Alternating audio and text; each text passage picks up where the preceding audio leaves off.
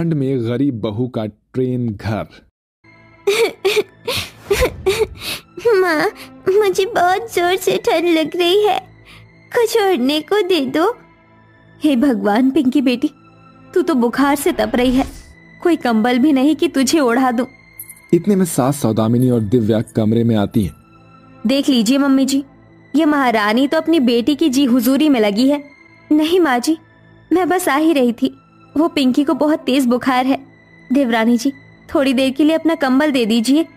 नहीं देगी दिव्या बहू तुम्हें अपना कंबल, और बुखार ही तो हुआ है, मरी नहीं है तेरी ये फूल कुमारी। मर जाती तो अच्छा, कल को इस निगोड़ी की शादी में दहेज तो नहीं देना होगा। अरे ओ जेठानी जी, अब क्या हमारा मुंह ही देखती रहोगी? जाकर हमारे लिए मलाई मार के बढ़िया सी चाय बनाना। जी देवरानी जी। उफ, पानी तो बर्फ जितना ठंडा है, हाथ भी नहीं चल रहा। थोड़ा पानी गर्म कर लेती हूँ। गहना गैस पर पानी चढ़ाकर चाय बनाने लगती है। एक काम करती हूँ, थोड़ा सा गर्म दूध पिंकी को दे आती हूँ। गहना को दूध लेकर जाते हुए दिव्या देख लेती है और जाकर सास से चुगली लगा देती है। गुस्से में सौदामिनी बेचारी अपनी गर्भवती बहू के बाल खींचने लगती है। माँ जी छोड़ दीजिए मेरे बाल, मुझे दर्द हो रहा है। क्यों रे करमजली, किससे पूछकर तूने पिंकी को दूध दिया? और ये सिलेंडर क्या तेरा बाप भरवाता है जो तू पानी गर्म करके गैस फूंक रही है? माँ जी, डॉक्टर ने मुझे पहले ही शरीर में बहुत कमजोरी बताई है और ठंडे पानी में काम करने से मना किया, वरना बच्चे को निमोनिया हो जाएगा। मैं भी यही चाहती हूँ कि ये मर जाना पेट में मर जाए, पहले ही तुम तीनों का बोझ ढो रहे हैं। इतने में कुछ मजदूर मोहन को कंधे लगाए घर छोड़ जाते हैं। मोहन के पेट का एक सिरा पूरी तरह से खून से भीगा होता है, जिसे देखकर गहना रोने लगती है। हे भगवान, अजी क्या हो गया आपको? गहना, कल रात फैक्ट्री में काम करते वक्त मेरा एक पैर कट गया। पैसों की लालची सौदामिनी मोहन के हाल पर जरा भी तरस नहीं खाती। अरे मोहन, तुझे मुआवजा तो मिला होगा, और पिछले 2 दिनों से तू घर नहीं आया, उसकी दिहाड़ी तो दे, घर में राशन पानी भरवाना है। मोहन सारे पैसे निकाल कर उसे दे देता है, मगर मोहन के अपाहिज हो जाने के बाद गहना की जिंदगी नरक बन जाती है। वो बेचारी पूरा दिन उनकी गुलामी करती है। गुजरते समय के साथ कड़ाके की सर्दी पड़ने लगती है। दिव्या बहू, ये देखो, मैंने तुम्हारे लिए कपास की रुई से एकदम मोटी रजाई भरवाई है, और ये लो, ये नए स्वेटर तुम्हारे लिए। Oh, thank you so much mummy ji. तभी गरीब गहना को ठंड में कपकपाते हुए देखकर 5 साल की मासूम पिंकी बोलती है, दादी माँ, एक स्वेटर माँ के लिए खरीद दो, उन्हें ठंड लगती है। माँ घर का कितना काम करती है, चाची तो कुछ नहीं करती। क्या कहा तूने? बित्ते भर की है नहीं, रुक, अभी तेरा गाल लाल करती हूँ। दिव्या पिंकी को चांटा मार देती है। तभी मोहन कहता है, मैं तुम्हारे सामने दिव्या ने आपकी मासूम बच्ची पर हाथ उठाया और तुम देख रहे हो मैं अपाहिज क्या हुआ। मेरे घर में मेरी बीवी बच्चे के साथ ये सब हो रहा है। तभी संदीप उसे धमकाने लगता है, अबे ओ मोहन के बच्चे, ये तेरी नहीं मेरी माँ है, और ये घर मेरा है, इसलिए औकात मत भूल। 2 कौड़ी का दिहाड़ी मजदूर था तू, हैं? आवाज नीचे करके बात कर, वरना एक पैर तो कट ही गया है, दूसरा मैं तोड़ दूंगा। मैं तुम भिखमंगों का खर्चा उठाने वाला नहीं हूं, तो एक काम करो, निकलो यहां से।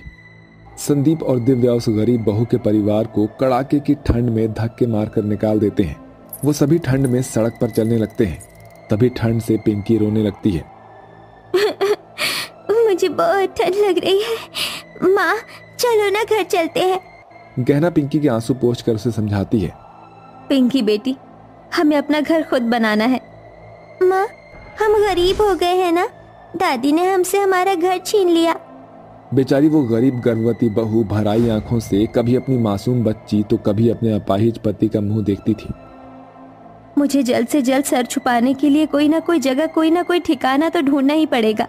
मौसम बिगड़ रहा है, लगता है बर्फ गिरने वाली है। देखते ही देखते शाम के 5-6 बज जाते हैं और पूरी सड़क पर धुंध छा जाती है। चलते चलते वो सभी रेलवे स्टेशन पर आते हैं, जहां पटरी पर कई सारी ट्रेनें आ रही होती हैं। तभी 10 बजते ही पूरे रेलवे स्टेशन पर सन्नाटा छा जाता है। बर्फीली हवा चलने लगती है। ठंड जैसे हर पल के साथ बढ़ता ही जा रहा था। तभी ठंड के मारे पिंकी के दांत किटकिटाने लगते हैं।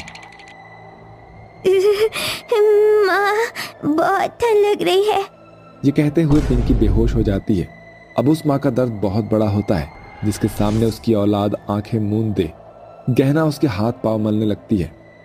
पिंकी, मेरी बच्ची, उठ। हे भगवान, मुझ गरीब बहू पर थोड़ी तो दया कर। मुझे पिंकी को जल्दी से किसी गर्माहट भरी जगह पर लेकर जाना होगा। तभी वो गरीब बहू रेलवे स्टेशन पर यात्रियों के आराम कक्ष को देखकर वहां पिंकी को लाती है और रो रो कर मदद मांगती है। सुनिए भाई साहब, मेरी बच्ची आंखें नहीं खोल रही है। इसका शरीर ठंड से जकड़ गया है। मुझे एक कंबल या दरी चादर कुछ भी दे दीजिए। अरे तो किसने कहा था इतनी ठंड में घर छोड़कर रेलवे स्टेशन पर आने के लिए? हैं? हम क्यों दे तुझे अपना कंबल? हैं? मुझे तो ये चोरनी लगती है। अरे कहाँ है स्टेशन मास्टर? बुलाओ उन्हें। तभी स्टेशन मास्टर आकर बेचारी उस गरीब बहू की पीठ पर लाठी मारने लगता है। साहब, मुझे मत मारो। अरे छोड़ो मेरी बीवी को। क्यों री चोरनी, यहाँ यात्रियों का जेब काटने आई थी क्या? चल भाग यहाँ से। घंटों तक रेलवे स्टेशन पर भटकने के बाद उस गरीब बहू को एक पटरी पर ट्रेन की एक बोगी दिखती है जो सालों से वहां खड़ी थी।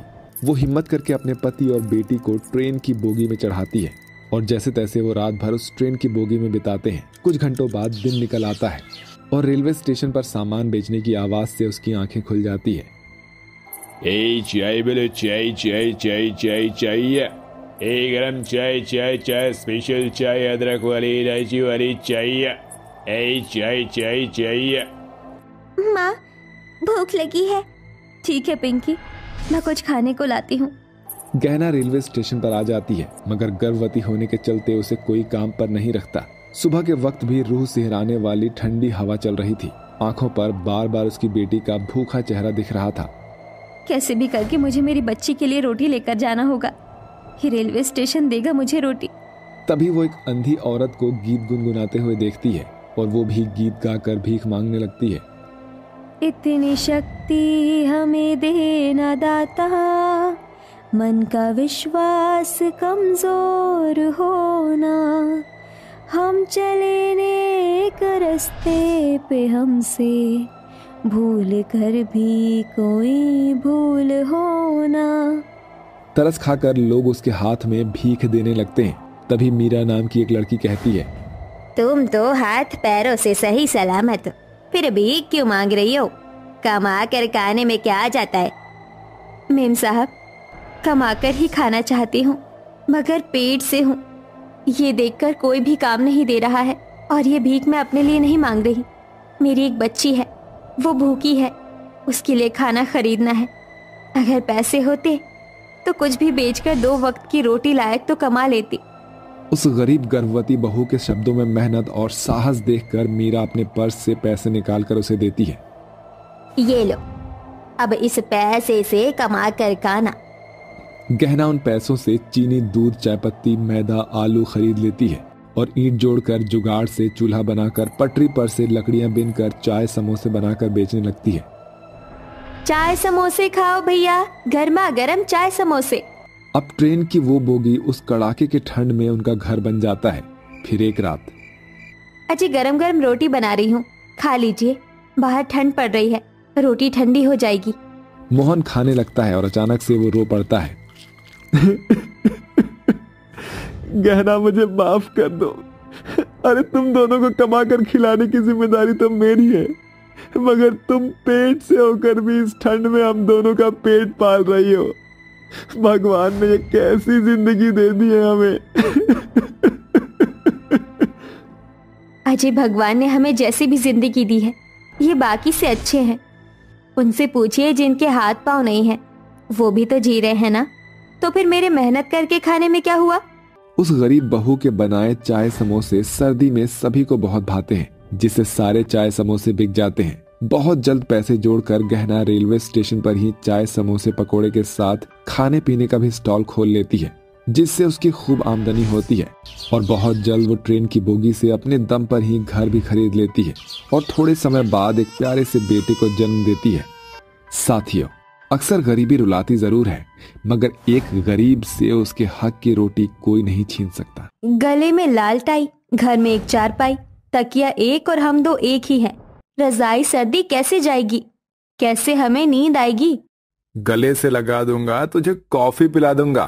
अरे दिव्या डार्लिंग, जिस दिन का हम दोनों इतनी बेसब्री से इंतजार कर रहे थे, आखिर वो दिन आ ही गया। आज हमारी सुहाग रात है। ये कहकर आयुष दिव्या को अपनी बाहों में भर लेता है और तभी दिव्या की मां उसे उठा देती है। दिव्या, दिव्या उठ जा बेटी, आज तेरी शादी है। इसका मतलब मैं सपना देख रही थी। पेंशन रख दिव्या, बस आज की बात है, बस शादी हो जाए।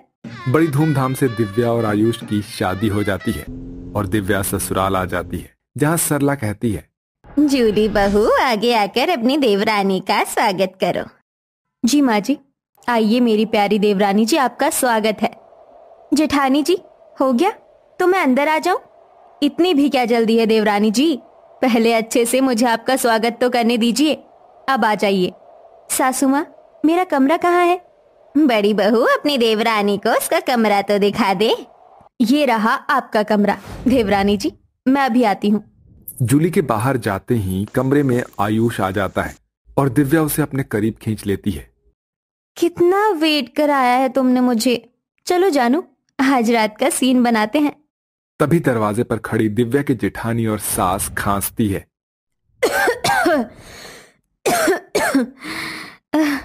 नहीं बहू, सर्दी पड़ने लगी है, इसलिए मैंने तुम दोनों देवरानी जेठानी के लिए ये कंबल निकाल दिया है। क्या मतलब मम्मी जी, हम दोनों देवरानी जेठानी ये कंबल ओढ़कर सोएंगे? हाँ बहू, तुम तो घर की हालत देख ही रही हो। ऐसे में मेरे दोनों बेटे जो भी कमाते धमाते हैं वो तो 2 वक्त की रोटी खाने में खत्म हो जाता है। अभी के लिए तुम दोनों देवरानी जेठानी को एक कंबल ओढ़कर काम चलाना पड़ेगा। और आयुष, तू चल मेरे साथ। मैं, तू और तेरा बड़ा भाई जीतू एक साथ दूसरे बड़े कंबल को ओढ़कर सो जाएंगे। आयुष अपनी माँ के साथ बाहर सोने चला जाता है, जिस वजह से देवरानी का मुंह बन जाता है। तभी जूली उसे छेड़ती है। अरे क्या हुआ मेरी प्यारी देवरानी जी, सुहागरात के सपने अधूरे रह गए? पता नहीं क्यों, पर इस वक्त आप ना मुझे जहर लग रही है जेठानी जी। दोनों देवरानी जेठानी एक ही कंबल ओढ़कर सो जाती हैं। दिव्या आधी रात तक बड़बड़ाती है। कितने सपने देखे थे मैंने अपनी सुहागरात के लिए, इसीलिए तो मैंने माँ से जिद करके सर्दियों में अपनी शादी फिक्स करवाई थी, ताकि मैं और आयुष एंजॉय कर सके। मुझे क्या पता था कि मेरे ससुराल वाले इतने कंगाल हैं कि मुझे मेरी जेठानी के साथ एक ही कंबल में घुसेड़ देंगे। देवरानी जी, बड़बड़ाना बंद कीजिए, मुझे सोने दीजिए। थोड़ी देर में सुबह हो जाती है। जूली अंगड़ाई लेते हुए एक बड़ी सी गैस छोड़ती है। क्या मस्त नींद आई थी रात को कंबल ओढ़कर। जेठानी जी, आपको शर्म नहीं आती? सुबह सुबह कंबल में आइटम बॉम्ब छोड़ रही हैं। देवरानी जी, मुझे गैस बनने की प्रॉब्लम है, इसलिए ज्यादा किचकिच मत कीजिए और खरीद लीजिए एक नया कंबल अपने लिए। ये बोलकर जेठानी सफाई में लग जाती है। तभी कमरे में आयुष आता है। Good morning darling. भाड़ में गई तुम्हारी डार्लिंग, चलो जाओ यहाँ से, वरना मैं तुम्हारा सर फोड़ दूंगी। शादी से पहले तो तुमने मुझे बड़े बड़े वादे किए थे, मेरे लिए चैन तारे तोड़कर लाओगे और घर में एक एक्स्ट्रा कंबल भी नहीं। देखो आयुष, तुम आज के आज मेरे लिए नया कंबल खरीद कर लाओगे, क्योंकि मैं जेठानी जी के साथ एक कंबल में एडजस्ट नहीं कर पाऊंगी। अरे नहीं बहू, जल्दी से नहा धोकर बाहर आ जाओ, तुम्हारी पहली रसोई है आज। जी आई मम्मी जी। देवरानी सभी के लिए खाना बनाती है। बहुत ही स्वादिष्ट खाना बनाया है तुमने। नहीं बहू, अब जल्दी से पोते पोती का मुंह दिखा दो। कहाँ से दिखा दूं पोते पोती का मुंह? दोनों देवरानी जेठानी को एक ही कंबल में घुसेड़ रखा है, अब क्या बिना पति गर्भवती हो जाऊं? देखते देखते फिर से रात हो जाती है और दिव्या कमरे में पहले जाकर कंबल में दुबक जाती है। अब आएगा मजा। आज मैं जेठानी जी को जरा सा भी कंबल ओढ़ने नहीं दूंगी, सारा कंबल खुद में लपेट लूंगी। उफ, बाप रे बाप, आज तो पानी एकदम बर्फ जितना ठंडा है, रूह कांप रही है। धुल गए बर्तन, अब जाकर कंबल के अंदर दुबक जाती हूँ। फिर कमरे में सो रही चालाक देवरानी आधी आंखें खोले जेठानी को देखकर कहती है। आ गई जेठानी जी। चल दिव्या, दिखा दे जेठानी जी को अपना जलवा। जेठानी को देखकर दिव्या जोर जोर से खराटे खींचने लगती है। देवरानी जी, चलिए मुझे भी कंबल दीजिए। लगता है देवरानी जी को ये लगता है कि मैं बहुत सीधी सादी हूँ, मगर ये नहीं पता कि मैं भी टेढ़ी खीर हूँ। गुस्से में जेठानी देवरानी से कंबल खींच लेती है, जिससे दिव्या बेड से नीचे गिर जाती है। ओए माँ, मेरी कमर तोड़ दी। इसकी भैंस की आंख, जेठानी जी आपका भेजा हिला हुआ है क्या? दिमाग से सटकी हुई तो तुम हो। दोनों देवरानी जेठानी के बीच में कंबल के लिए कलेश मच जाता है। तभी उनके पति और सास आ जाते हैं। अरे क्या हो गया जूली, क्यों लड़ रही हो? अजी मैं कहा, देखो ना देवरानी जी मुझसे लड़ रही हैं। हाँ, एक मैं ही तो लड़ाकू हूँ, आप तो जैसे दूध की धुली हुई है। अरे चुप करो तुम दोनों, आराम से बताओ मुझे ये झगड़ा झमेला किस बात का लगा रखा है? मम्मी जी, ये सारा कलेश कंबल का है। हे राम, अभी तुम दोनों देवरानी जेठानी को एक कंबल में सोते 2 दिन भी नहीं हुए और कुत्ते बिल्ली की तरह लड़ रही हो। आसपास में लोग सुनेंगे तो बातें बनाएंगे कि सरला की दोनों बहुओं में बनती नहीं। सो जाओ। एक बार फिर देवरानी जेठानी एक ही कंबल में सोती हैं। तभी आधी रात को जेठानी सारा कंबल अपनी ओर खींच लेती है और ठंड से कांपते हुए दिव्या जाग जाती है। तभी सोचू ठंड के मारे में मेरी कुल्फी क्यों जम रही है। सारा कंबल तो महारानी खुद ओढ़ी है। जेठानी जी उठिए, मैंने कहा उठिए। उफ, क्या हुआ देवरानी जी? आप मुझे एक बात बताइए, सोते वक्त तो आप समकोण में सोती है और आधी रात को अधिक कोण में क्यों हो जाती हैं? देवरानी जी पागल हो गई हो का? आधी रात को तुम गणित पढ़ाने बैठी हो, सो जाओ बे। इसी तरह से दिन बीतने के साथ ठंड और बढ़ जाती है और एक ही कंबल में हर रात दोनों देवरानी जेठानी के बीच चिल्लम चिल्ली लगी रहती है। फिर एक रात दिव्या को कंबल ना होने के कारण ठंड लग जाती है। इतनी ठंड क्यों लग रही है? सुबह तक उसकी तबीयत एकदम खराब हो जाती है, जिसे देखकर जूली घबरा जाती है। हे भगवान, देवरानी जी को तो तेज बुखार है। लगता है कल रात इनके ऊपर से कंबल हट गया था। दवाई दे देती हूँ। जेठानी दिव्या को नाश्ता कराकर दवाई खिलाती है। दिव्या, ये लो दवाई खा लो और कंबल ओढ़कर ये गर्म गर्म सूप पी लो, तुम्हें ठीक लगेगा। शादी के पहले दिन से कंबल को लेकर दोनों देवरानी जेठानी के बीच अब तक बस कलेश और नोकझोंक थी, मगर उस दिन अपनी जेठानी का प्यार देखकर दिव्या की आंखें नम हो जाती हैं। जेठानी जी, आई एम सॉरी, ये कंबल तो आपका था, आपको दहेज में मिला था। फिर भी आपने ये कंबल मुझसे बांटा और मैं आपसे लड़ती रही। कोई बात नहीं दिव्या, अरे देवरानी जेठानी के रिश्ते में ऐसे नोकझोंक होते हैं। अच्छा मैं अभी आई। माँ जी। हाँ बड़ी बहू बोलो।